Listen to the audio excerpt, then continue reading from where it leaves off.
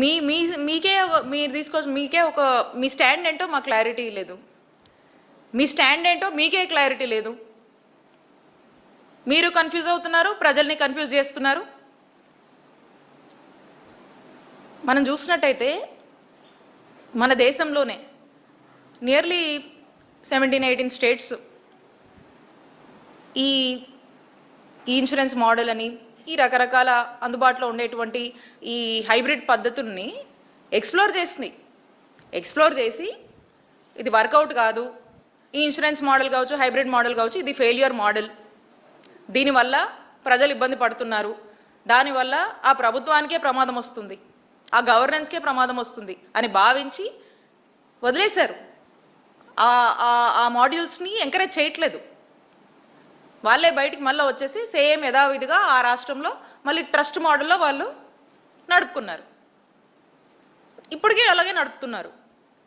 మరి ఇక్కడ ఈ రాష్ట్రంలో ఆనాడు రాజశేఖర రెడ్డి గారు ఒక గొప్ప ఆలోచన చేసి తీసుకొచ్చినటువంటి ఈ ఆరోగ్యశ్రీని ఈరోజు ఇంత దేశంలో అన్ని రాష్ట్రాలకు ఆదర్శంగా ఉండి వాళ్ళు నడుపుతూ ఉంటే, మరి ఈ రోజున ఇక్కడ పుట్టినటువంటి ఈ ఆరోగ్యశ్రీని వీళ్ళు చంపాలని ప్రయత్నం చేస్తూ ఉన్నారు. ప్రభుత్వంగా ప్రజల పట్ల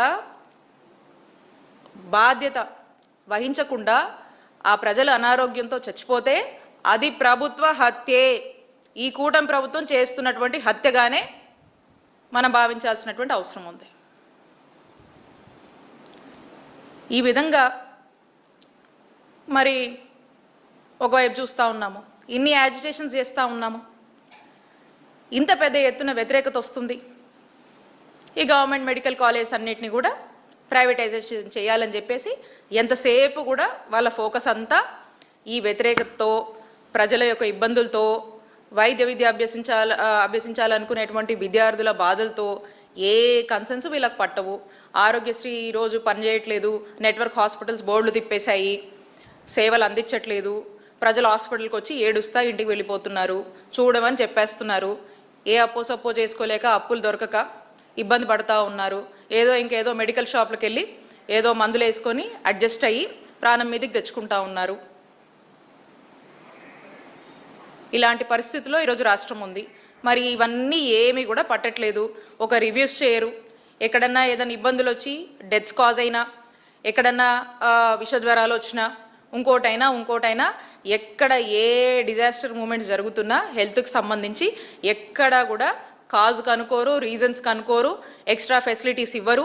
అక్కడ ఏమన్నా అక్కడ రివ్యూ చేయడం కానీ, డిజీజ్ కాజ్ కనుక్కోవడం కానీ ఏటి మీద కూడా శ్రద్ధ లేదు. ఓన్లీ దేంట్లో బిజీగా ఉన్నారంటే పదే చెప్తా ఉన్నాము, ఎంతసేపు ఈ ఉన్నటువంటి ప్రజల ఆస్తిగా ఉన్నటువంటి ఈ ప్రభుత్వ రంగంలో మా నాయకుడు జగన్మోహన్ రెడ్డి గారు తీసుకొచ్చినటువంటి ఇవన్నిటినీ కూడా డెవలప్మెంట్స్ అన్నిటినీ కూడా ఈరోజు ప్రైవేటైజేషన్ పేరుతో ఈరోజు ఒక స్కామ్ చేస్తూ సొమ్ము చేసుకోవాలని దాని మీద ఉన్నటువంటి ఫోకస్ ఈరోజు ప్రజలకు మంచి ఆరోగ్యము, వైద్య సేవలు అందించాలనే ఉద్దేశం లేనే లేదు. సో దాంట్లో ఫుల్గా బిజీగా ఉన్నారు కాబట్టి ఏమీ కూడా పట్టట్లేదు.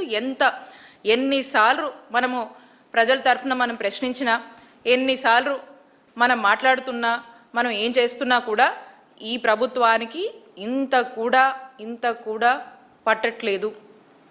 ప్రజల్ని గాలికి వదిలేశారు, ప్రజల వైద్య ఆరోగ్యాన్ని పూర్తిగా గాలికి వదిలేశారు అనేది మనకు స్పష్టమవుతోంది. కాబట్టి వైఎస్ఆర్ కాంగ్రెస్ పార్టీ ఒక్కటే డిమాండ్ చేస్తూ ఉంది, మీరు ఈ 3,000 కోట్లు సుమారుగా ఏదైతే బకాయిలు నెట్వర్క్ హాస్పిటల్కి చెల్లించాల్సి ఉందో ఈ బకాయిల్ని తక్షణమే సంప్రదింపులు చేసి ఆ బకాయిల్ని పూర్తిగా కూడా నెట్వర్క్ హాస్పిటల్కి చెల్లించి వాళ్ళని మళ్ళా మోటివేట్ చేసి ప్రజలకు అన్యాయం చేయొద్దు, ఆరోగ్యశ్రీని ఆరోగ్యవంతంగా ముందుకు నడపండి అని చెప్పి వైఎస్ఆర్ కాంగ్రెస్ పార్టీ డిమాండ్ చేస్తూ ఉంది.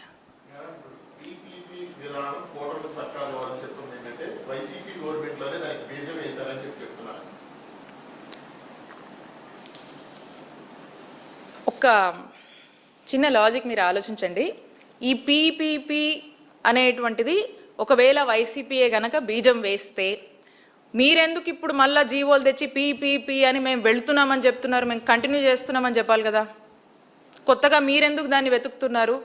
మేమేం చేయలేదు, మేము గతంలో జీవో నంబర్ 107కి సంబంధించి యాన్యుటీకి సంబంధించి ఒక ఆలోచన అప్పుడు ఉన్నటువంటి మా ప్రభుత్వం చేసింది. చేసిన తర్వాత ఇది చేసినాక ఇది వర్కౌట్ అవ్వట్లేదు. అంటే బేసిక్గా ఈ యాన్యుటీ అంటే ఏంటంటే it's something like an EMI.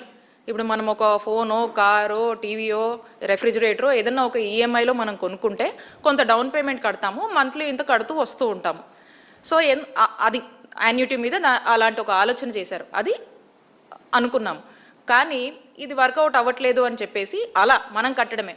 So ఇది కాదు, మనం నాబార్డ్తో లోన్ తీసుకొని టైఅప్ చేద్దాము, కాలేజెస్ని సిఎస్ఎస్ ఫండ్స్లో తీసుకొచ్చేసి మనం టైఅప్ చేద్దామని చెప్పి ఈ మెడికల్ కాలేజ్ అన్నీ కూడా నాబార్డ్కి, నేను గతంలో నా ప్రెస్ మీట్లో చెప్పాను, ఏ కాలేజ్కి ప్రతి కాలేజ్కి సంబంధించి 500 కోట్లు ఆ కాలేజ్కి సంబంధించినటువంటి ఏ విధంగా మేము ఫండ్స్ టైఅప్ చేశామనేది మేము క్లారిటీగా కూడా గతంలో కూడా చెప్పడం జరిగింది.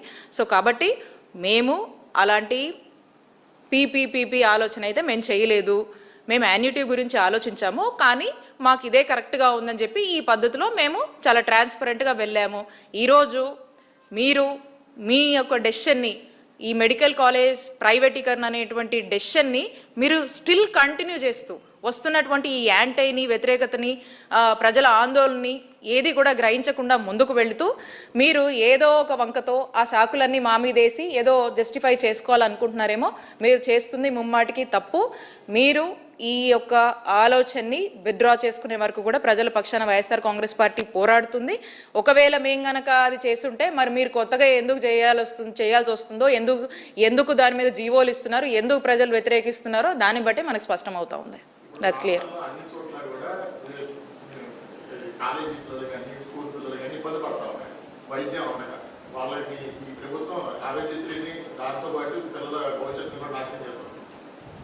డెఫినెట్గా అదే అంటున్నా కదా, ఎప్పుడు చంద్రబాబు నాయుడు గారు ప్రభుత్వం వచ్చినా విద్య కావచ్చు, వైద్యం సంబంధించి కావచ్చు, అప్పులైపోవటం, వాళ్ళ కర్మకు వాళ్ళు మిగిలిపోవడం తప్పితే కొత్తగా జరిగేది ఏముండదు.